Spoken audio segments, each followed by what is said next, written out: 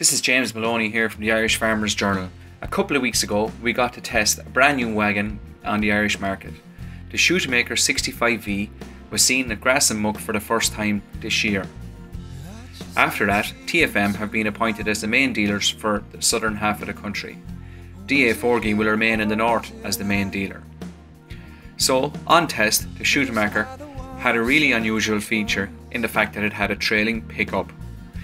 Driving it for the first time, I did have concerns about the visibility and noticing lumps building up on the pickup reel. But after a couple of hours in the hot seat, it was actually no problem at all, and I found that the pickup worked really well around corners, as you did not have to push out far to sweep around the bends. At speeds of up to 11 km an hour, the wagon had no problem picking up 20-foot swaths in what could be described as good heavy grass for this year.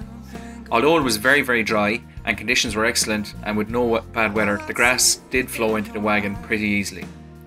On one occasion we did manage to block the wagon, but this was easily rectified as retracting the knife bank and reducing the PTO speed allowed the lump to be gobbled into the wagon.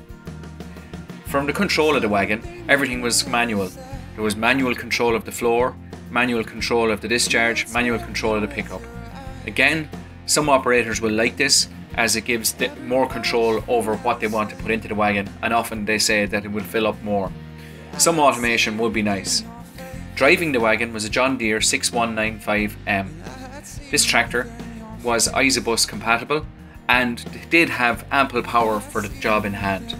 For the power test, we found that it took 99 horsepower roughly on average to drive the wagon while loading. However, peaks did occur and the peak power requirement was 151.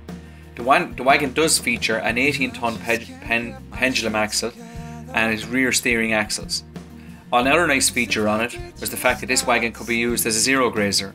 The unloading auger at the rear of the wagon can discharge either side, and it is also integrated into the door, so you can open the door and use it as a forage wagon, or for zero grazing as well, or as a diet feeder down the passages.